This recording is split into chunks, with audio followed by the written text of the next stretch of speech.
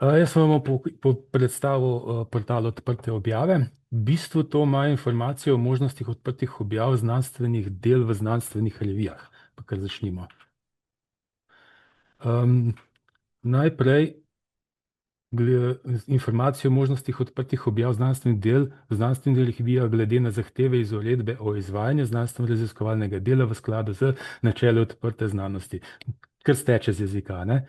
Ter glede na zahteve financerjev v evropskem raziskovalnem prostoru. Zdaj opisujemo politike financerjev, načine znanstvenih objav, prakse nekaterih založnikov, ki niso vredne zaupanja, in imamo pa tudi iskalnik po znanstvenih revijah. Najbolj, da vam zadevo kar pokažem v praksi. Moment, takole to izgleda.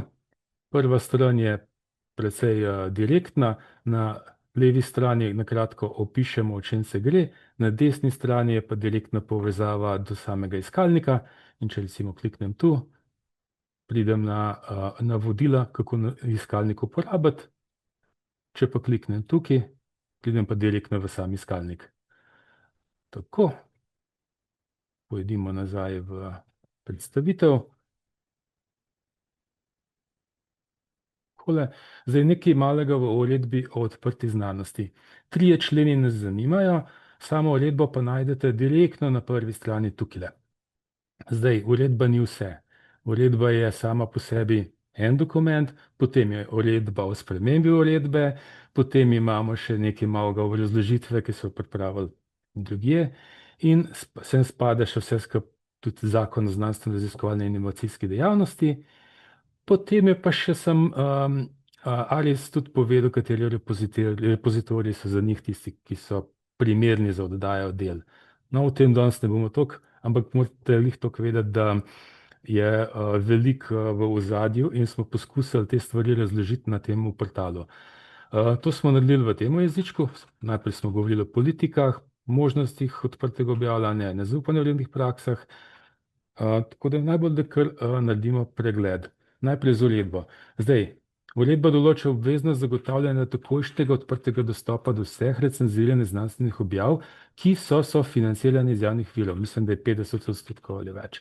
Dopustna je takojšnja objava odprte revije ali sočasno samoarhiviranje sprejetega rokopisa v repozitorijih in to pod licenco CC BY ali CC BY Share Alike.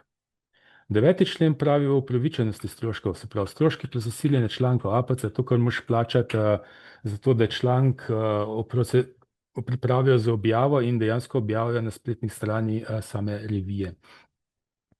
Torej, stroški so upravičeni le za objave v čistih odprtodostopnih revijah, recimo zlatih, ali v tistih, ki so del preoblikovalnih pogodb. To bi bile hibridne, za katere imamo potem v sklopu pogodbe vavčerje. V diamantnem dostopu po vsakem primeru saj ni stroškov obdelave člankov. 15. člen pa ima prehodno obdobje. Zdaj to prehodno obdobje velja pa za slovenske financerje, se pravi za Aris, ne pa za evropske, to bomo malo kasneje. Financerji lahko ne glede na tretji odstavek do 30. junija 2029 sofinancirajo odprti dostop do člankov v hibridnih revijah, ki so del preoblikovalnih pogodb, to smo že omenili. Izjemoma pa lahko sofinancirajo tudi zunaj teh pogodb. Če zmanjka konzorcijskih vavčerjev, recimo, če pogodbe z založnikom niso sklenjene, pač ker je bilo premalo teh, ki bi se pridružili recimo pogodbi, ali pa če organizacija vanje sploh ni vključena. Tako da ja, slovenski financerji imajo izjemo glede na pogodbo. Same zahteve financerjev sem pač poskusil čim bolj preprosto povzeti na tem slajdu, ampak to je veliko več, kot samo tukaj le piše. Zdaj, Aris zahteva takojšen odprti dostop pod ustreznimi licencami. Stroški APC v hibridnih revijah praviloma niso upravičeni, vendar pa izjema, ki smo jo prej omenili, velja, tako da ja, je. Evropski financerji, Obzorje Evropa in IRC imajo podobno zahtevo za takojšnji odprti dostop in CC BY in CC BY Share Alike licence, čemer morajo avtorji ohraniti zadostne avtorske pravice za oddajo rokopisa v repozitorij. Ampak niso pa dovoljeni stroški v hibridnih, APC stroški v hibridnih revijah. Te niso upravičeni iz projektnih sredstev.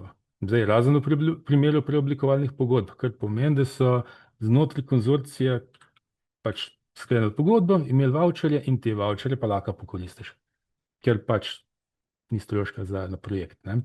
Zdaj, več o tem smo napisali na strani politike in zahteve financerjev. Bom samo prelistoval, da vidimo, da vidite, da smo probali biti kratki, ampak ni šlo.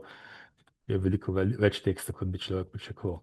Najprej smo govorili o zakonu, potem smo na kratko poskušali povzeti bistva o sami uredbi, tako naprej. Potem smo pojasnili zahteve programa Obzorje Evropa in tudi politiko koalicije S, mednarodna pobuda za objavljanje o odprtem dostopu in njihovih 10 načel, po katerih se zgledujejo. Takole. Pa pojdimo naprej, da ne bomo predolgi. Možnosti odprtega objavljanja so pa v različnih tipih odprtega dostopa. Imamo zlatega, diamantnega, nekateri mu rečejo tudi platinum, zlati odprti dostop v hibridnih revijah, se pravi hybrid open access. To bi bile tiste, ki smo jih prej omenjali v preoblikovanih pogodbah, ter še zeleni odprti dostop in samo arhiviranje, ampak več o tem smo pa napisali v možnostih odprtega objavljanja. Tudi tukaj smo poskusili biti kratki, pa upam, da je šlo. Takole. Za trenutek se vrnem nazaj. Naprej. Ko objavljate na spletu, se med drugim pojavljajo tudi plenilske revije. Te v bistvu so založniki, ki pobirajo stroške objave, se pravičujem. Da najdem slajd. APC pristojbine, brez da bi kakšno strokovno recenzijo izvedli. V bistvu škodujejo ogledu in niso priznani pri ARIS evalvacijah. V najhujših primerih pa vam lahko tudi ukradajo identiteto in ta primer smo nekoč v preteklosti že reševali v CTK-ju, ko so s pomočjo AI dejansko ukradli identiteto raziskovalke, dela, ki niso bila njena, prikazali kot njena in tako naprej. Pride tudi do lažnih konferenc, ko pač fiktivne srečanja z zavajajočimi imeni, zelo podobno zveni recimo pravi konferenci, pa se hitro zmotaš.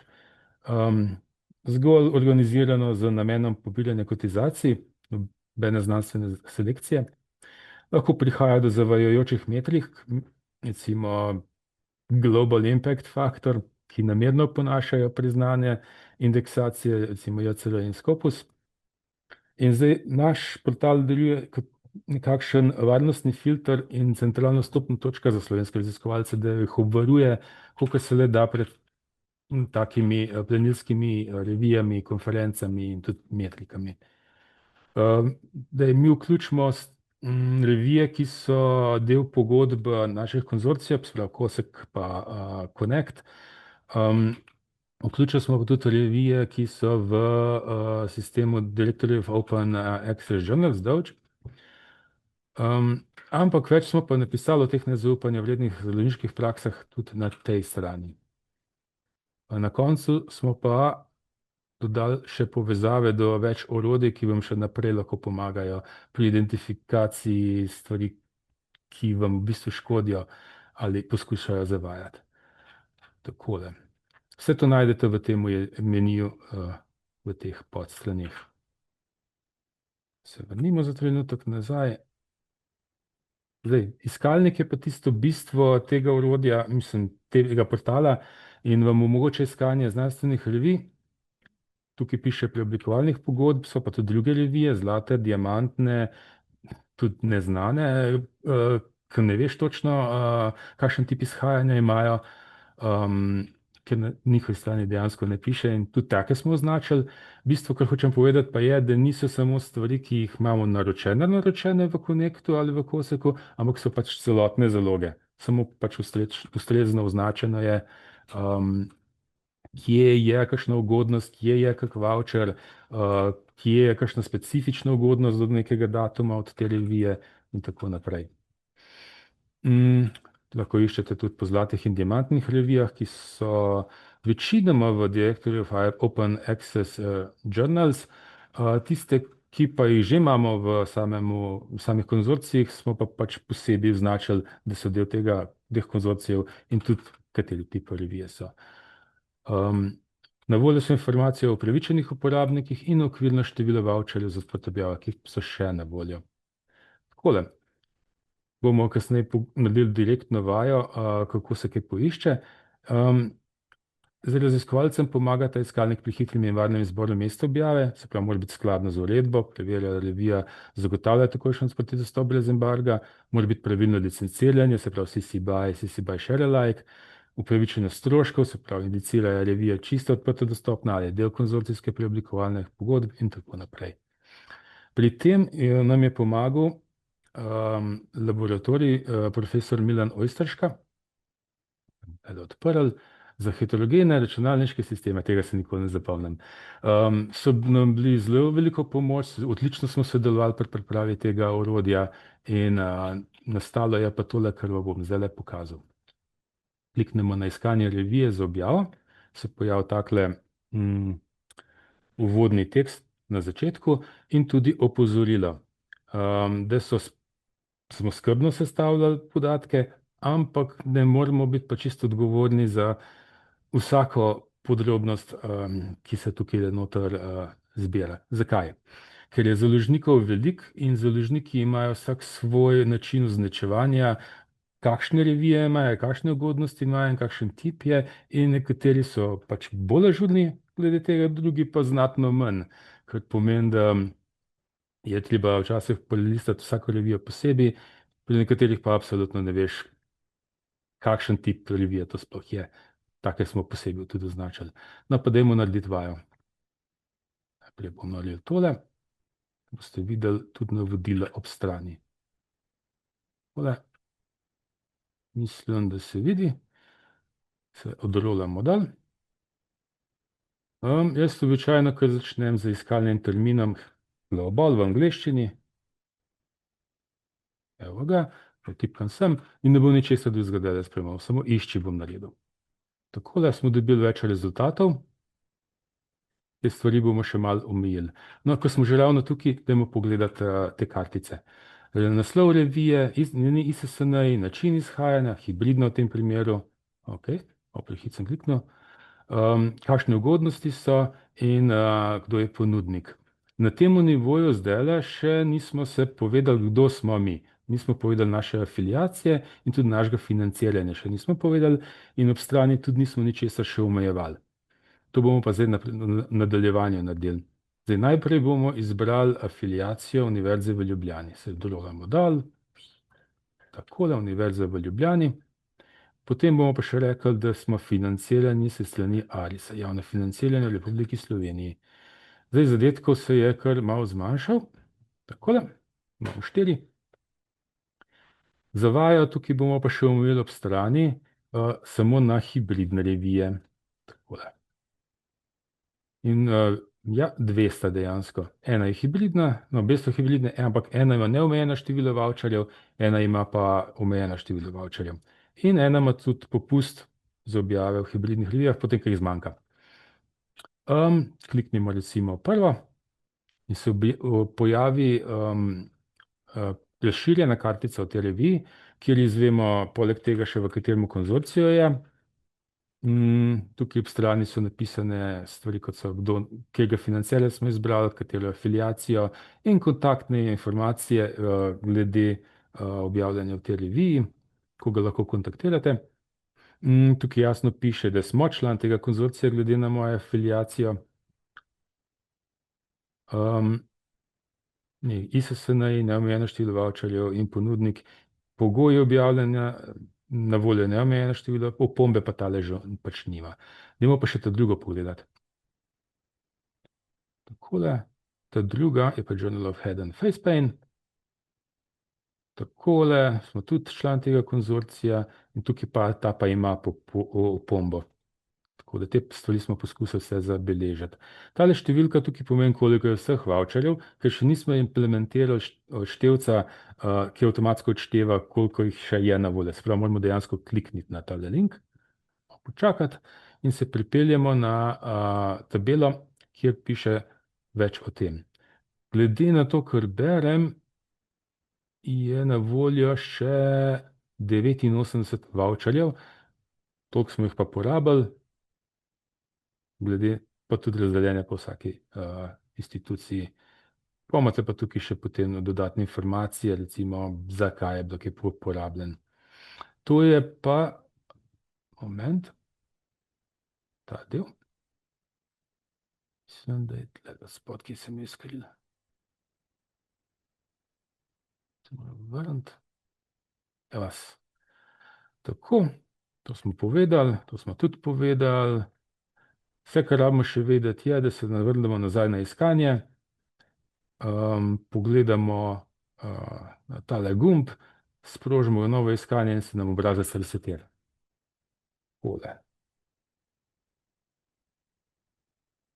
Na naslednjem slajdu vam bom pa malo povedal o sami podpori in svetovanju. Zdaj, če se vrnemo na našo stran, tehnično, je tukaj tudi stik, koga lahko kontaktirate, in smo tukaj navedeni vodja oddelka Uroš Kunaver, jaz pa kolega Kenan Kozlica. Je pa o tem še več napisano tudi na samem portalu Odprta knjižnica, ki je namenjen podpori znanstveno-raziskovalni skupnosti in drugim javnostim na področju odprte znanosti. Tam smo pa na več straneh dodatno obrazložili stvari in navedli kontakte, ki jih lahko kontaktirate še za več vprašanj. Zdaj, za odprto dostopno objavljanje, za avtorsko pravno in etično vprašanje in za ravnanje z raziskovalnimi podatki. Pa dajmo še ta portal pogledati, potem bomo pa počasi zaključili.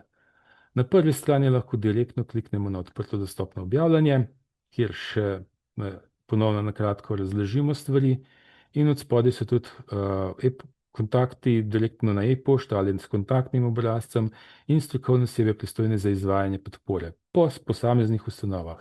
Iz CTK-ja, iz UKM-a, iz Univerze na Primorskem in z Nove Gorice. Tako, če odpremo ta meni, potem imamo tudi za avtorsko pravno vprašanje, ponovno zopet kontakte, prav tako pa tudi za ravnanje z raziskovalnimi podatki. Zakaj omenjam te tri specifično? Zato, ker se zelo vežejo na samo odprto objavljanje in tukaj izveste več informacij in koga kontaktirati za dodatno vprašanja. Drugače pa samo odprta knjižnica mogoče pa še, ima pa še druge poglavja, recimo o vrednotenju, občanski znanosti, infrastrukturi odprte znanosti, pa to dostopno založništvo in tudi odprta akademija, kjer se zbirajo predstavitve, video in podobno. Ta del prenavljamo. Tako. Se vrnem nazaj na predstavitev in mislim, da je to to. Hvala za pozornost.